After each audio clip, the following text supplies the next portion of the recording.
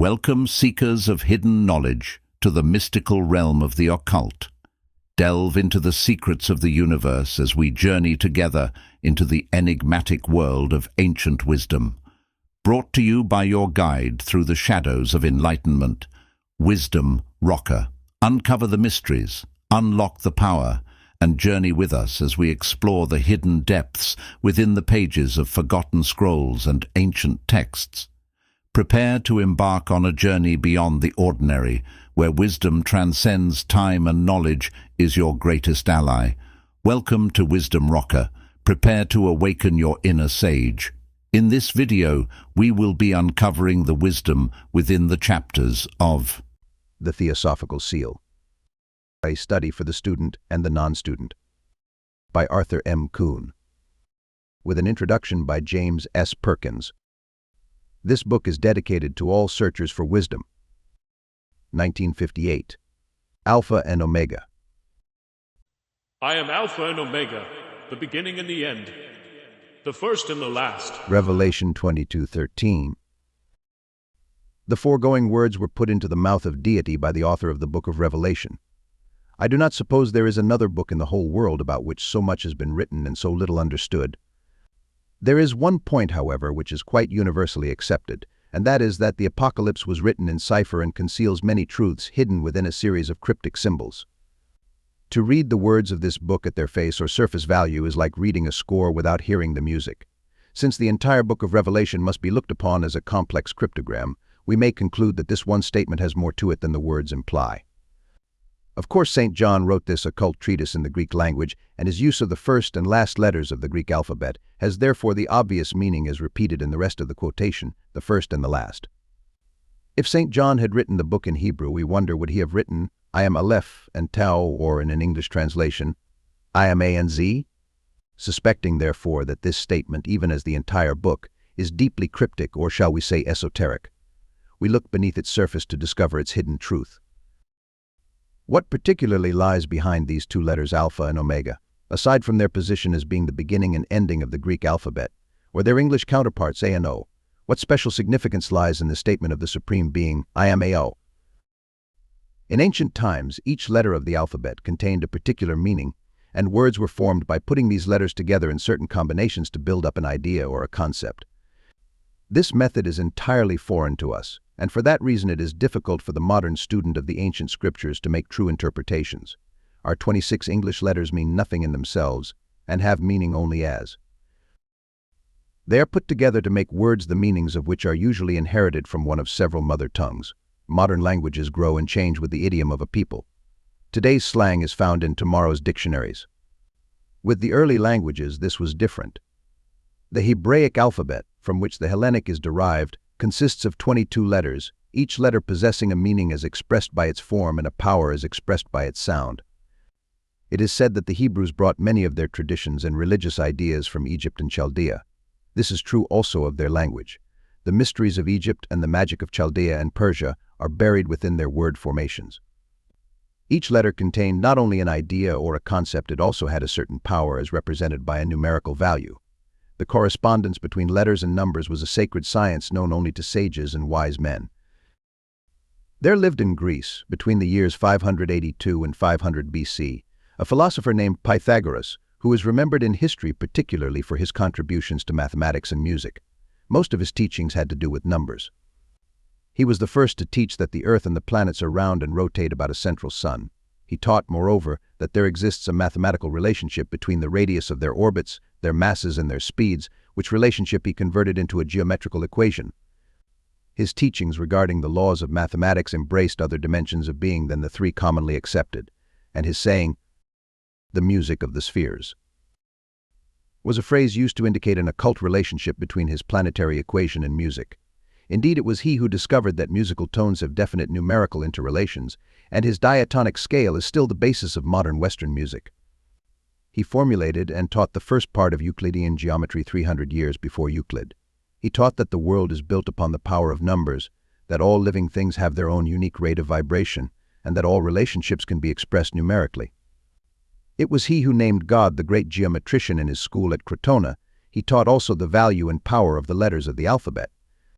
He claimed that the world is built upon vibration, and since vibration produces form, there exists a definite relationship between the letters of the alphabet, geometric forms, and numbers. This science was kept alive throughout the Middle Ages by the Kabbalists and has been preserved for modern students of the mysteries through the Book of Zohar and the Kabbalah of Numbers. Tribute has been paid and will be paid many times during the course of this series of studies to the Secret Doctrine by H.P. Blavatsky, first published in the year 1888, for its inexhaustible wealth of source material. Mention must also be made of two books written during the first quarter of this century by Dr. F. Homer Curtis, entitled The Key to the Universe and The Key of Destiny. In these two volumes he has brought together many related ideas drawn from far and wide. His painstaking work in coordinating these ideas and elaborating upon them is a service which deserves the gratitude of every student. He wrote letters, either written or spoken form or sound awaken certain potencies, and are avenues through which certain cosmic forces operate in the worlds of manifestation. I should like to mention, too, a well-documented little book written by Leonard Rosman, Amen, The Key to the Universe. He has drawn from many sources to make a case for the sacred word of the ancient Aryan, and its Jewish and Christian counterpart, Amen. Through his analysis and interpretation of the Hebraic and Greek letters, as they are derived from their Sanskrit and Egyptian origins, he brings interesting sidelights to the idea that each letter has its own unique and inherent meaning. The letters AO. It is quite universally agreed that the letter A, Hebrew Aleph and Greek Alpha, represents origin, source, and causative power. Phonetically, the sound A is that of breath filling the mouth and going out. Some authorities claim that the shape of the letter O was made to represent the head of a bull in order to express the idea of domination and leadership. For this reason, it has been associated with the astrological sign Taurus. In Hebrew, the Aleph signifies outgoing breath and represents God's creative power. It was the original word which brought forth the universe. It was the spirit breath of God which moved upon the face of the water's primordial substance. It is also the symbol of life, for it is recorded that God breathed into his man's nostrils the breath of life and man became a living soul. Significantly, the A is the first sound uttered by the newborn babe. The letter A sound represents God's causative, creative power, and indeed on all levels and degrees of manifestation it implies the inner causative and creative life energies. The letter A represents the reality behind anything and any being. It represents the inner self of man, or the reality behind the universe. God is causative, essential, potential power, that which we call spirit. In the Hebrew, the term Abba meant father and was so used epithetically to refer to God.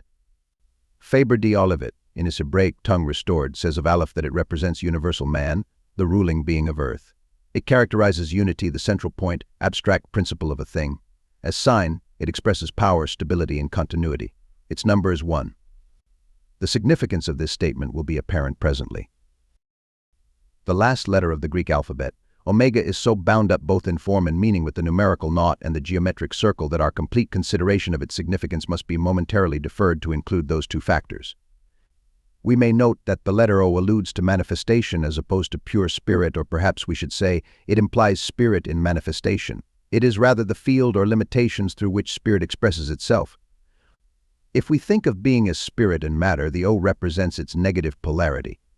This is not to say that the letter O represents strictly the material side of being, but rather spirit or life in its outgoing aspect. If A is causative, O is formative. In this sense, we may think of it as the feminine or mother principle of deity, even as the letter A is the father principle. Therefore, by placing the two letters together, we have a word which signifies the union of spirit and matter, uniting the two poles of being God as father-mother. The temptation cannot be resisted at this point to digress for a moment to explore a most fascinating sidelight on this idea of the divine name. In many of the ancient languages, notably the Hebraic, which as we know embodied certain Egyptian characteristics, letters and particularly the vowels were interchangeable. This interchangeability occurs sometimes in our modern languages. For example, V and WI and JTH and ZA and O frequently exchange places.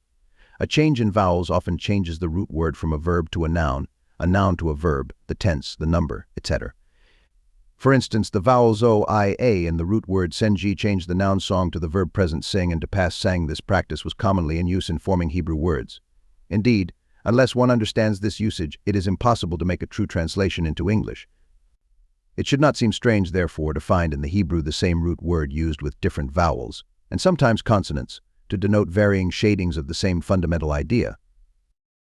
Take the letters AO, which we saw a moment ago represented the divine name, Father, Mother, God. We change the A to I, the Hebrew Yod, itself being a sacred letter meaning God, and we have the word Io, a variation of the root Ao, which also implies the name of deity. Again, we substitute JTH or Z for I, and we have certain root syllables which are universally recognized as names of deity or of divine sons or heroes.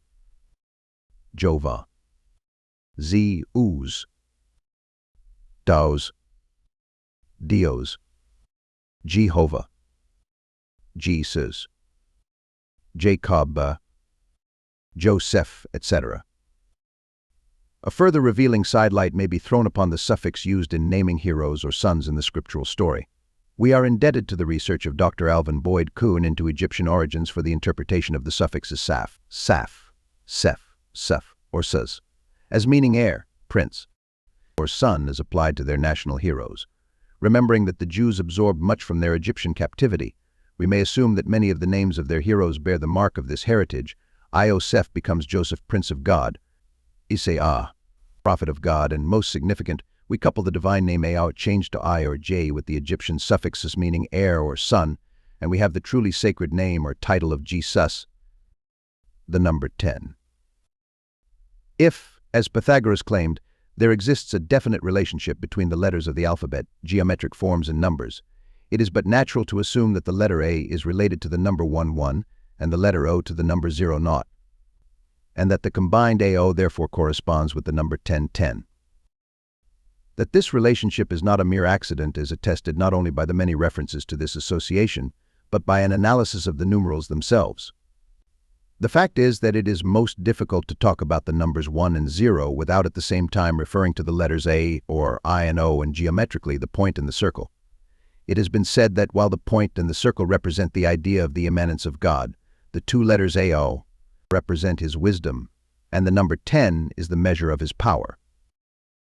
Long before the present numerical Arabic system was in use by mathematicians in ancient Greece and India, the number 10 was held sacred, where its origins and values were known only to priests of the temple and initiates into their mystery schools. The number 10 is the basis of our decimal system from the Greek deca, without which our entire scheme of mathematics would be impossible. The number 1 is the beginning and source of all numbers, just as the point is the beginning and source of all forms. Hence it might be looked upon as Father, the O0 is the end, the consummation. It is infinity, in which all numbers are contained. Their union 10 is the sign of completion, the beginning and the end united. It is no mere coincidence that the 10th letter of the Hebrew alphabet is Yod, most sacred of letters. It coincides with the Greek iota and our letter I in Masonic symbolism. Yod is the all-seeing eye, the sign of God.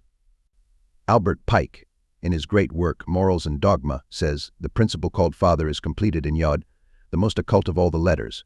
The supernal wisdom is Yod, who is therefore called Father of Fathers, wherefore Yod is the beginning and end of all things. It is the I or self, whether small or great. It is the center of the blazing star, the emblem of omniscience. To the Egyptian initiates, it was the emblem of Osiris, the creator. It is the first letter of the four-lettered holy name IHVH.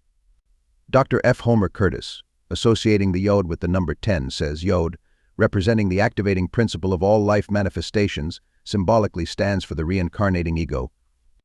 Its greater cycles indicated by the addition of ciphers 100, 1000, etc. representing, in unending spirals, the attainment of wisdom and power as it rises to heights of greater perfection and closer union with its ultimate source.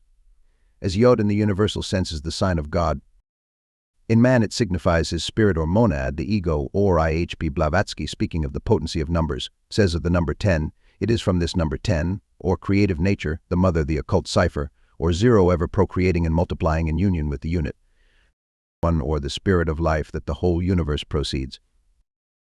The famous tetractys of Pythagoras was another symbol portraying this same idea. It was held sacred because its form as an equilateral triangle contained 10 yods. These yods or points were so arranged with 4 along each side of the triangle, and with each row of 4 numbered consecutively that their separate sums totaled 10. This form was called the mystic decad and was known as the number of the ineffable name because it expressed the unity of perfection and completion in the numbers 1, 2, 3, and 4. The sacredness of the number 10 is evidenced also in the Sephiroth of the Kabbalists as representing the 10 emanations of deity and the perfection of a sublime wisdom. The point and the circle. If we would search the whole universe for some symbol which most truly expresses the nature of God as first cause and Father, we must choose the point. Of God as absolute being there can be no likeness or similitude either on earth or in heaven. Of the absolute nothing can be said. We may only call it that. It has no attributes save that it is eternal, changeless, and causeless cause. It is inherent in all things and pervades all space. It is the root principle from which emanate both spirit and matter.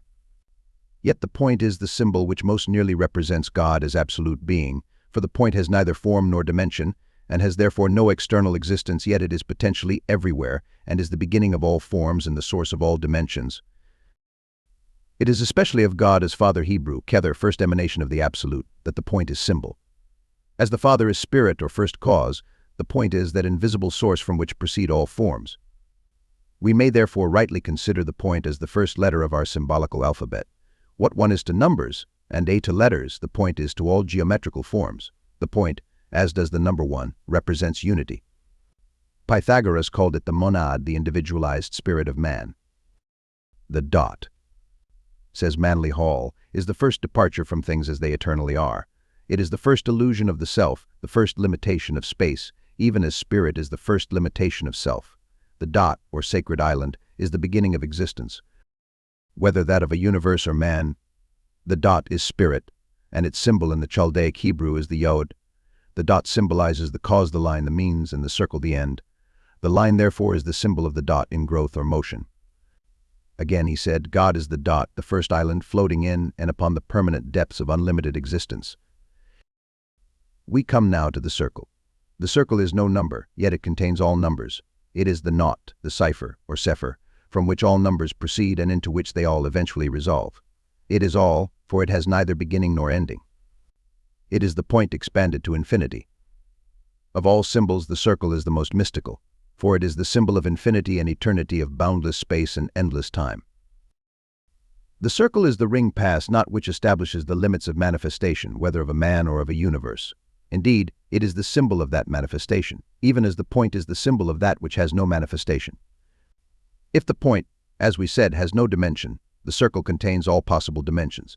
The point ever retreats within itself, out of time and space. The circle, ever expanding into infinite time and space, embraces all things. The point symbolizes that which is the cause and potency of life. The circle symbolizes that primordial substance out of which all forms are created. It has been called many names: chaos, void, waters of space in Sanskrit. Mula Prakriti, undifferentiated substance, night or naught. It is Omega, the cosmic mother, source of all forms. When deity uttered the mystic formula, I am Alpha and Omega, he might have said, I am the ultimate source both of life and form, I am the universal Father-Mother. Pascal is reported to have said, God is a circle whose center point is everywhere, and whose circumference nowhere. The union of these two symbols, the point in the circle, or the point within the circle, becomes the most potent of symbols.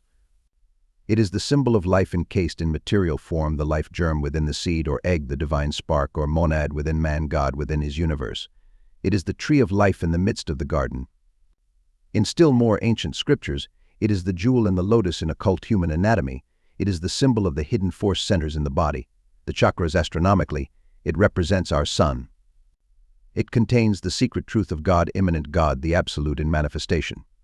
The point within the circle is the sign of power infinite will released as a creative force. We know of no better way to summarize what we lave said than to present it in the form of a mathematical formula. The letters A and O united become AO or IO, the sacred name. The numbers 1 and 0 united become 10, the sacred number. The point and the circle united become the sacred symbol.